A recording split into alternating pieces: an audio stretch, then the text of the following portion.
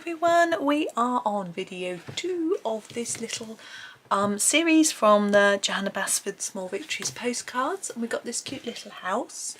We shall come in closer.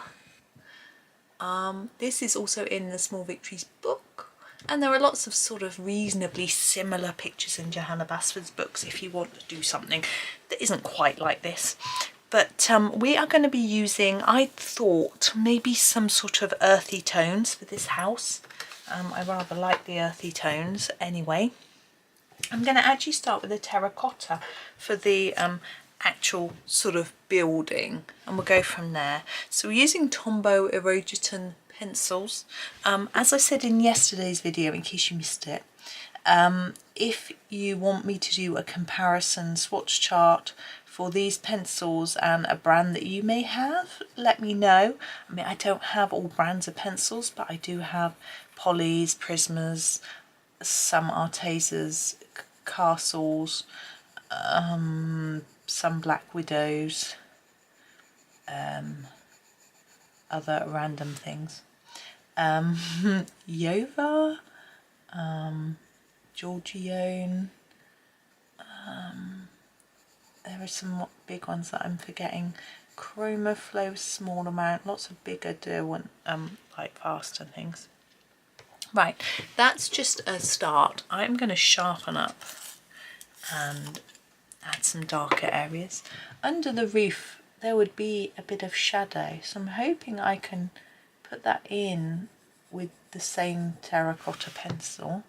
Go right up to that black line, if not over it if you can, to get that shadow in there. Take it down. I'm going to take it down a little bit. The more you take it down, the more it looks like that roof is overhanging, like that. And I'm going to put some underneath our window as well, like that. I'm going to just make sure I'm going to go around the brickwork here too, and in those little gaps by the door, and hopefully we can start to see a little bit of texture, I suppose, you know, a little bit less flat. There, let's have a look. Not bad, not bad. It has even more of an impact if you use a considerably darker colour, but I think that's okay. Now the bricks around the door, I think we will go for cedar wood. Where's that? Is that this? Trying to this. No, that's chestnut brown. There it is. A cedar wood colour. I'm just going to sharpen it. For me, this is a slightly pinkish brown. Ooh. Yes, this, you'll see what I mean when I put it on. I'm going to use it quite lightly for my first bit.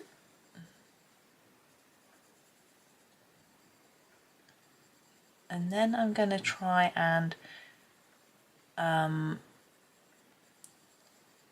put some areas darker. So I quite like to go around the edge of a brick, make it look darker on the edge. If it ends up looking too samey to the background, I may change it up a little bit with a darker colour. We'll see how it looks once this is done. In fact, I might do the door first and see how it all ties together with that.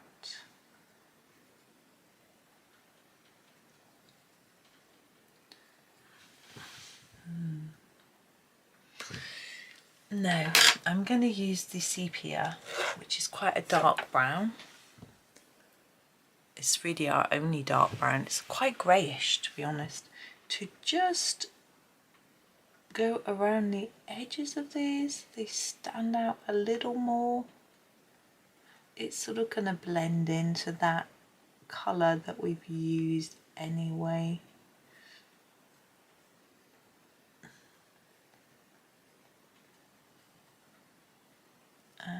hopefully will make them look a bit less like they're just part of the wall.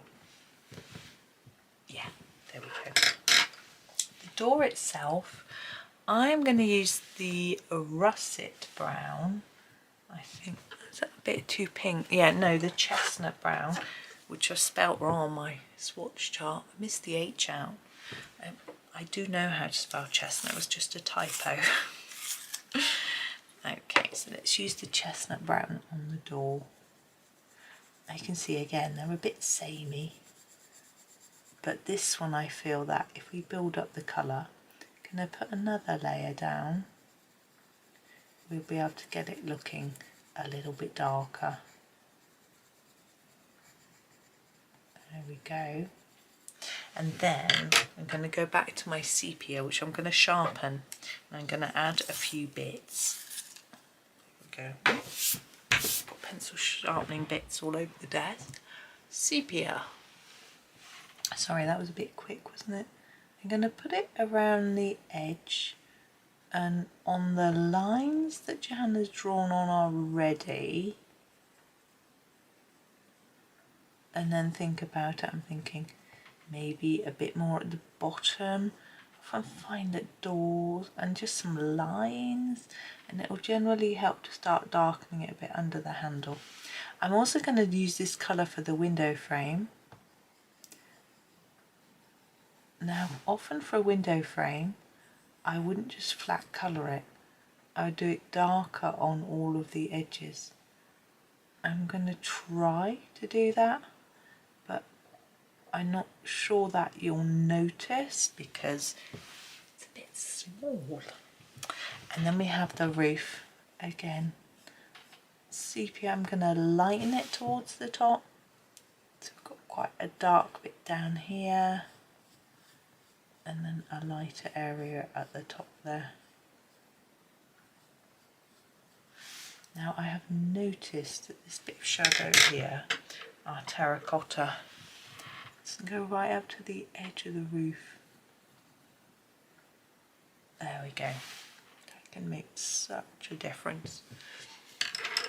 Now we don't have a door handle yet, so I need to think about that. I'm wondering whether to just do it black or else it's not going to show up. So that's what I'm going to do. Here is my ivory black.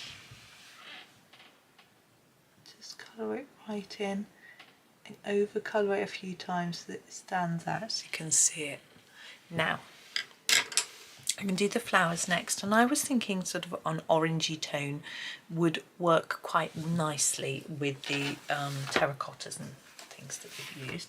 We don't have a lot of orange that isn't either very pale or very fluorescent.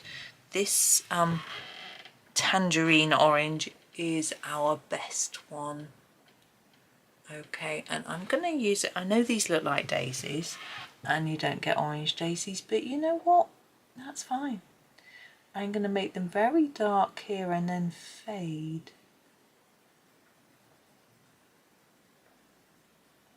You can see this is a fairly vibrant orange. Even when I sort of fade it, it's still reasonably bright. So I'm going to layer it up here and then just a little bit less. If you're used to a hard pencil, such as a Polychromos, Staedtler, then these will suit you because you use the same technique. Lots of layering, that sort of thing. Even Crayolas are similar-ish. It's a very loud noise. Anyway, it sounds like really loud music blasting out of a car. It's quite odd. Anyway, it's not loud enough for you guys to hear. It's quite distant. But if you're used to soft pencils like your Prismas, then I think you'll find them a little bit more tricky because some of the colours are so pale and they just don't show up, and even if you layer them up a lot you don't get the intensity that you might be used to.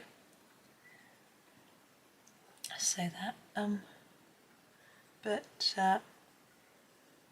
I do like these, but I just don't use them often enough. And you can't really see a big difference between near the flower centre, sorry. So I'm just having a look to see whether there is a darker colour that I can use to intensify that. The terracotta is the obvious choice, but you know, we've used that. So I'm just wondering what else there might be. There are reds. I think I might have to go for the scarlet, but I don't want to risk, I don't want it to end up looking red. So I have to see. So just sharpening up. Here is our scarlet. And I'm going to just put a tad,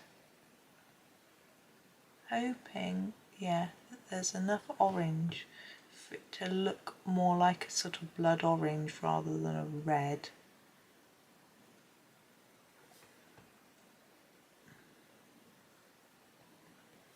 And then we'll do the centres.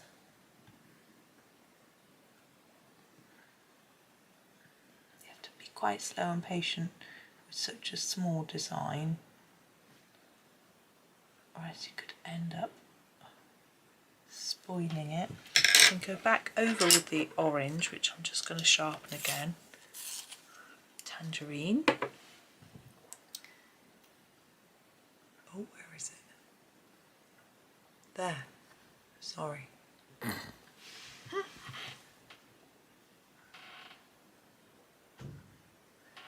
And just go over the top of that red and take some colour towards the end of the petals, trying to leave the ends paler. I was doing some watercolour work yesterday, which was quite interesting. I did it in a single-sided Amazon printed book, which I'm going to use the equatorial orange. Am I? No, the sunset orange for the tips, I think.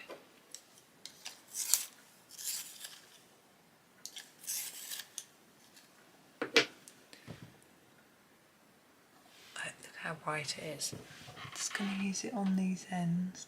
Oh, it feels like the pencil wants to break. Quite gentle.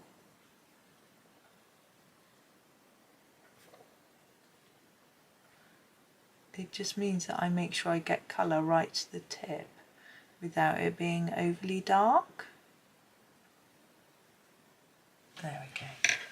Now that yellow, the sort of centre, I am going to grab the tiniest bit of autumn leaf. Oh, the autumn leaf. No, oh there it is, which is this more brown colour. Oh, it's broken. My sharpener is full, so I'm just going to empty it. Hold on a minute. Right, I've sharpened it in my sharpener next door. This is the autumn leaf. I haven't used the dowel. I'm just going to use it a tiny bit at the bottom here. No, my Stedler Norris next door, I've only just changed the blade, so it's a nice one. And then I am going to use some mustard. Well, not actual mustard, that would be a bit nasty. Just the colour. Go over what I've done, spread it towards the tip. A little bit different than using just a regular yellow. You could use the egg yolk and maybe a dandelion, something like yolk yellow.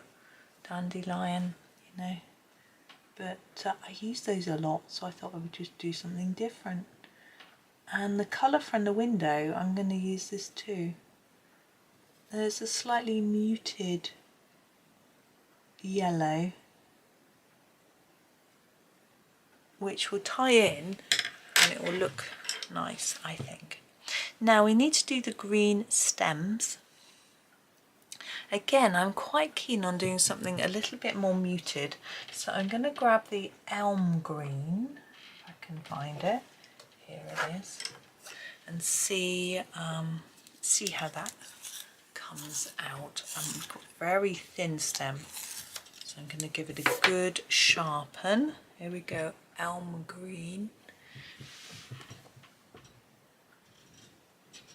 And just fill that in.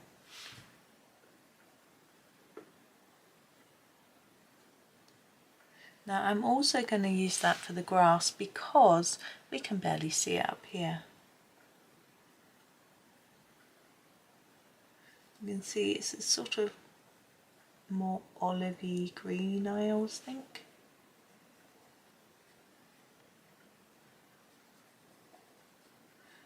And we have the bit under the house to do as well, which I'm going to use a slightly more brownish colour to make it look maybe like dirt.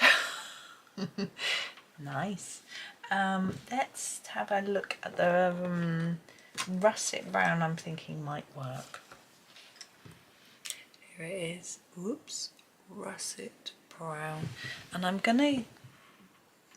using it fairly blunt rather than sharp.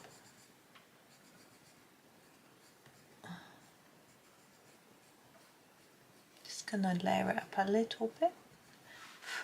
There we go. Okay, I am happy with that one. So we've got quite a different colour scheme, but I think it's rather nice keeping colours together, you know. So our next one, oops, I'll choose something different again, you know. I'm not sure yet, but if we keep within little colour groups, hopefully it keeps each one interesting and different and also more coherent. That makes sense. So there we go. Thank you very much for watching. Hopefully you'll tune in tomorrow for the next one, if it is tomorrow, whenever it is. And yeah, thank you. Please do click that like button. It makes so much difference, apparently. If all of you that are watching click like, that would be amazing. Thank you so much if you do already, and if you're going to today. Also do comment if you wish. If you want a comparison chart between the Tombows and something else, please comment. I have been finding that my comparison charts aren't always that popular, so I think I may have just flooded and overwhelmed you by doing so many, so you know. So I think if you let me know what you want, then I can do things that you specifically want, and I think that might be a little bit better than me just guessing and doing loads and not quite hitting that sweet spot of what you actually are looking for. So if you could, that would be brilliant. Otherwise, have a super day, and I hope to see you for the next one. Thank you so much for watching, and happy colouring.